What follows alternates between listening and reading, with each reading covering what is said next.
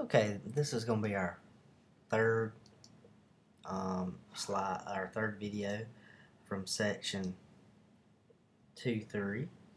And what we're going to do is it's a different kind of problem, just like the last set, similar to the last set. We're going to be finding the trig functions when given some information. So suppose I give you this. Suppose I tell you angle X is in quadrant 4. And let's suppose cosine of X equals 3/5. Find the other 5 trig functions. Find the other 5 trig functions. Okay, so, well, first things first, we know that this is A over R.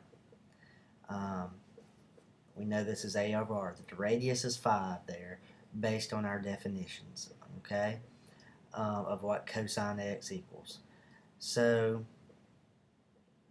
we know that this is one of those points that's not on the unit circle, so to speak, because the radius is 5.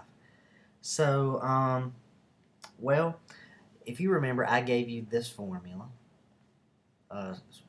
equals a squared plus b squared. Now, we solved it for r to find the radius in our previous problems. Well, here you know the radius, and we know a. So we're going to use the same formula to actually find our b now. So this is 25 equals 9 plus b squared, or 16 equals b squared. Now you've got two choices for b here. When you take the square root of both sides, b is going to equal plus or minus 4. Now, which one is it? Is it positive 4 or is it negative 4? It can only be one of them. It's not going to be both of them. Well, this is where you need to come back and look at this. What is b? Remember, b is the y value. So what do y values look like in quadrant 4? Well, here's our graph. Y in this quadrant, quadrant 4, is negative. So the only answer we need from this particular part of the problem is negative 4. So now you know A, you know B, and you know R. So now we can take this information that we have and we can find the other trig function. So we're going to find sine x, tangent x, cosecant x, secant x, excuse my writing please, and cotangent x. Alright, so we have cosine already. So if we have cosine, we know what secant is. So secant is the reciprocal, so secant is going to be 5/3. Okay, so we know that already. Now, what about sine x? Well, sine, remember, is b over r. So what is our b? Our b is negative 4. And what is our r? Our r is 5. So negative 4/5 is your sine x. Well, when you know sine x, then you automatically know cosecant x. And that's going to be negative 5/4. Negative 5/4. Okay? So sine x, cosine x, cosecant x, secant x. Now what about tangent and cotangent? Well, tangent is still b over a. B over a. So that's going to be negative 4 over 3. Negative 4 over 3. And cotangent is the reciprocal of that, which would be negative 3 over 4. And so we have found the other 5 trig functions very easily. So I hope that makes sense to you. Now, we could do this lots of ways. There's another example of this in your book. I'm going to let you look at that. Make sure that you look at example. Make sure you look at example 4 in your book in this section, example 4. The only difference in example 4 and the one we just worked is they've given you A over B, and so you have to find R this time. Now R is a positive distance. It always will be a positive distance. Let's just go ahead and work that problem so that you can see it. Alright, so here's the problem. Alright, so I'm going to give you the angle is in quadrant 3, and I'm going to tell you that cotangent of x equals 2 or equals 2, or in this case I'm going to write it as 2 over 1 so we have it in our fractional form, because what this tells me is I know cotangent is A over B, so this tells me what my A is and what my B is. So cotangent is 2, but we're going to write it as 2 over 1 so we get A and we get B. Now the only thing we don't have, since this is obviously not a this is obviously a point that's not on the unit circle, or even if you didn't know if it was on the unit circle, we could very easily use our formula to find the radius,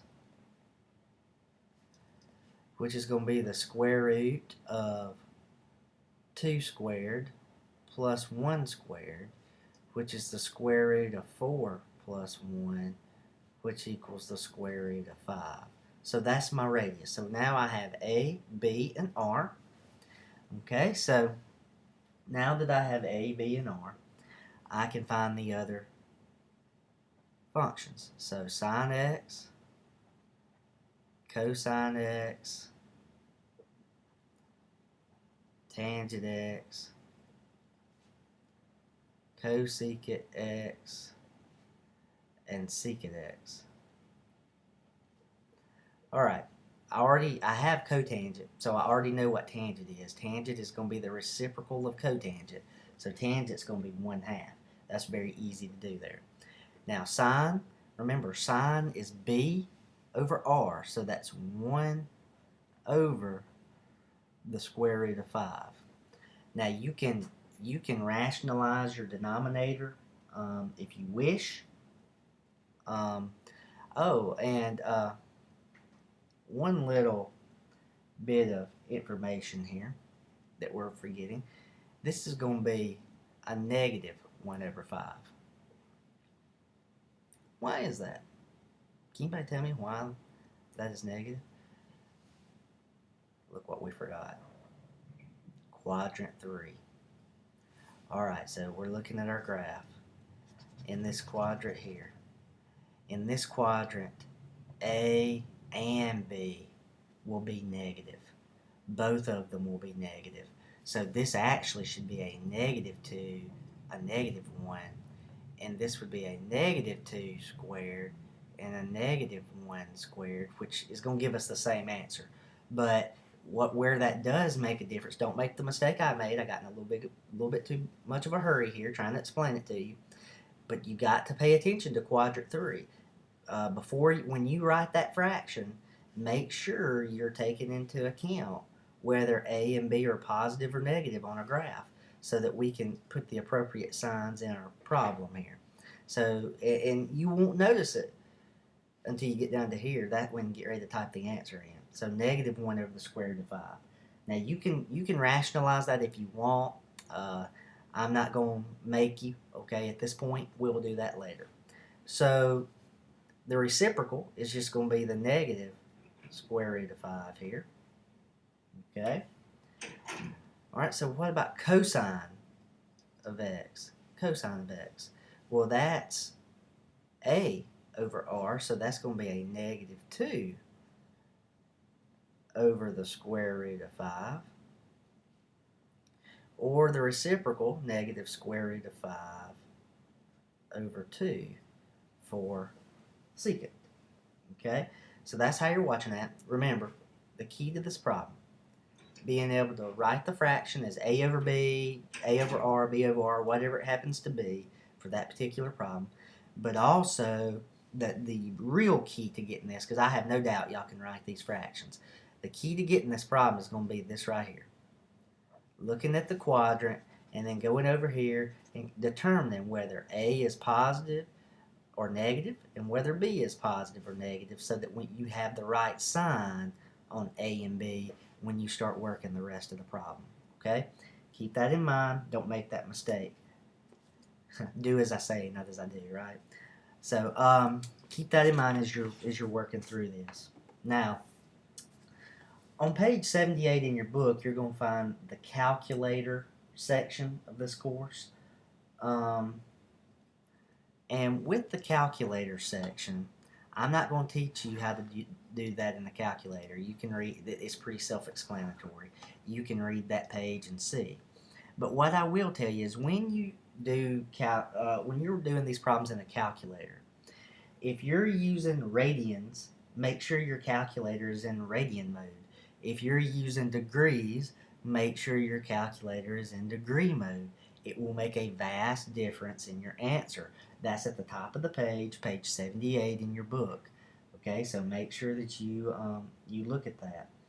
Now, in terms of how are we going to type cosecant and secant and cotangent in a calculator? Well, think of it like this. We have something called reciprocal identities or reciprocal relationships in trigonometry. So cosecant, when we have been writing cosecant, how have we been writing that in all these other problems? Well, we've been doing it as the reciprocal of sine. Well, what is the reciprocal of sine? Well, that's 1 over sine x, as long as sine x does not equal 0. Because if it does, the problem's undefined. What about secant x?